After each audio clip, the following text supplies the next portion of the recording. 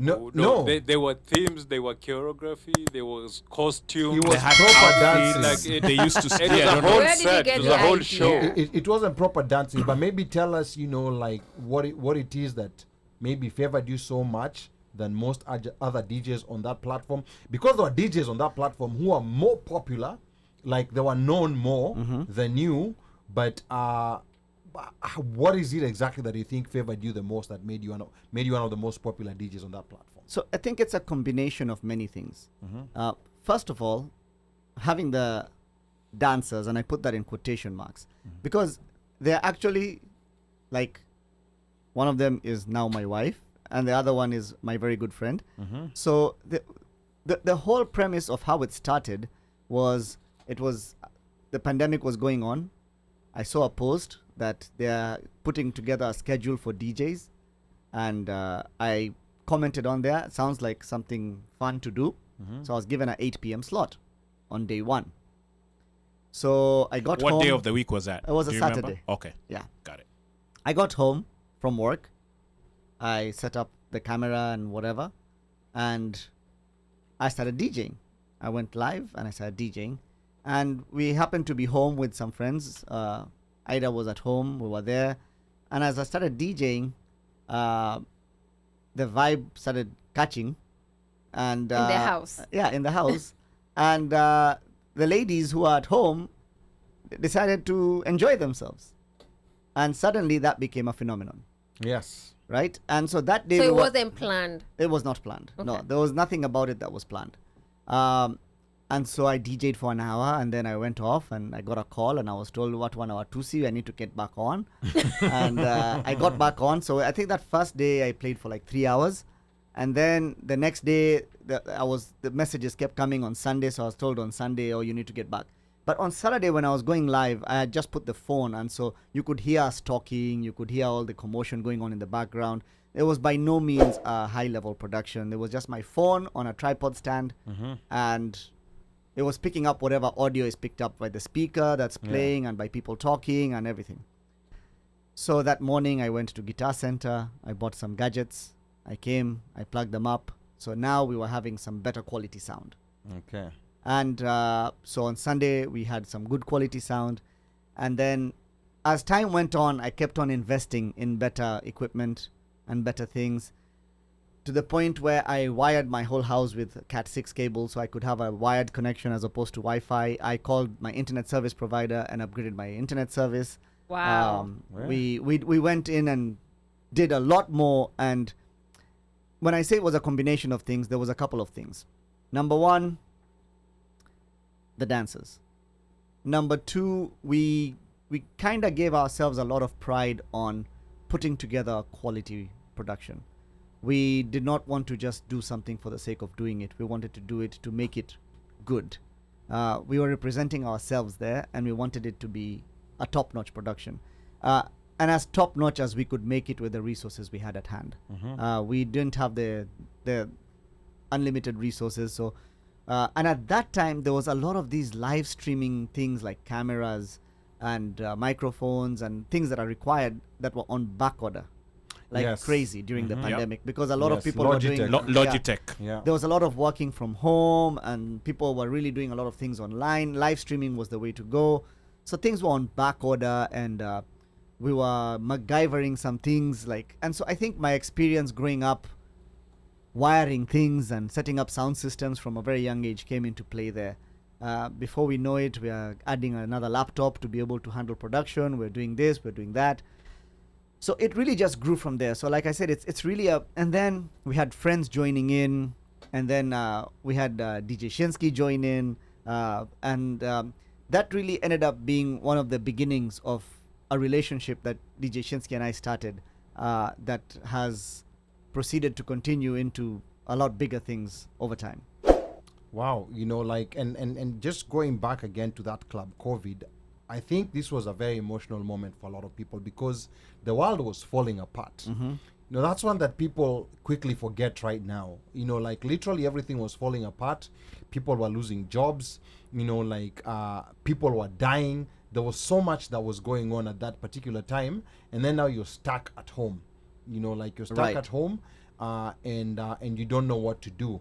And I remember that stream was running for 24 hours. Like people would literally, like have those because I think at some point they started producing, like timetables. Right.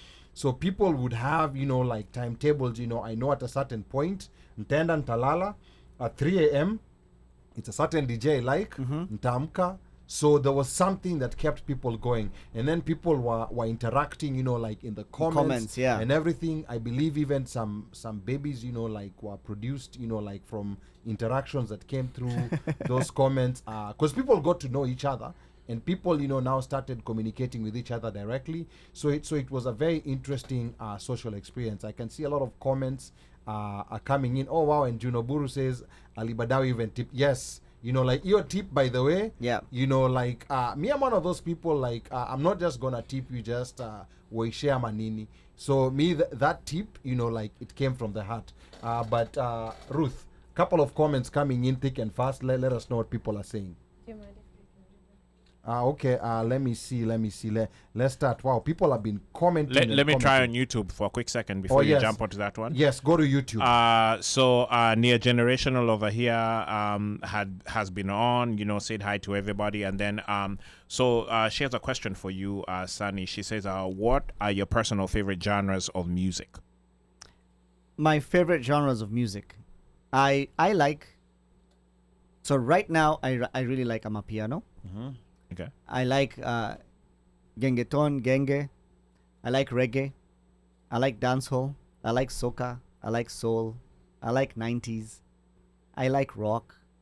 I like EDM. Boss. I really like those are like all boss. genres. yeah. Boss, si useme tu napenda mziki. So napenda mziki. Yeah. Okay. Yeah. This guy, I don't think he has understood that assignment. And there's a comment here before it disappears I want to really highlight. Tabitha and Jerry says, I always find it interesting to hear the stories of the people that got, in quotes, lucky and blew up during COVID. When you hear their stories, like SISTUKI, they had been preparing and aware for this moment for years prior. And when the moment came, they were ready to seize it. Congrats. And I'm glad she put the word lucky in quotes.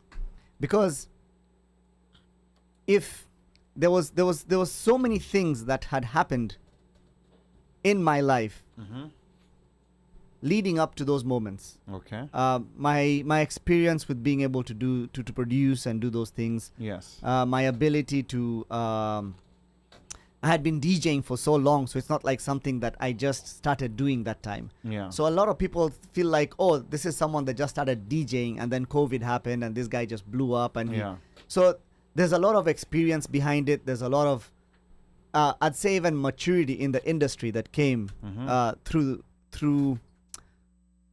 the times before that moment. So to highlight what she just said, like getting to the point where you just seize the opportunity. Where what is this the saying, where preparation and something meets, preparation and opportunity meet together. That's when so luck even happens. when you're lucky, you have to be prepared to take advantage of that luck. Exactly. So it's nothing that it was just like, oh my goodness, it was not like a lottery system where this guy just suddenly got lucky and blew up. You know what I mean? There's a lot of behind the scenes that happened along the ways over the years for that to happen. So I just wanted to highlight that and talk about that. Okay, all right, that's good. That was a good comment from Tabitha and Jerry.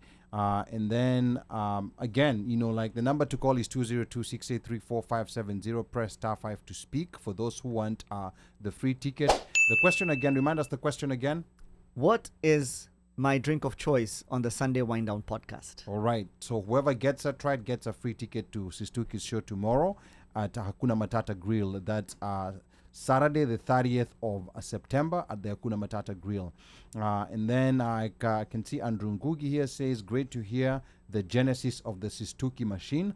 And then let me see, Phila Room here says, Sistuki patia watu wa City of Jambions. I believe that's LD. Yep. And then Nduku Ndambuki ana complain tusome comments. Yes, tunasoma comments na pia nyi mpige simu. And then let me see. Phil actually anasema mumpige yeye simu. So Phil, maybe sijui unaweza kuweka namba yako hapo ama mnaweza kuingia inbox. Phil anataka kupigiwa simu. I don't know exactly why, but mtajua hapo. Alafu Junobur, one of the dancers, says we provided adult entertainment, period.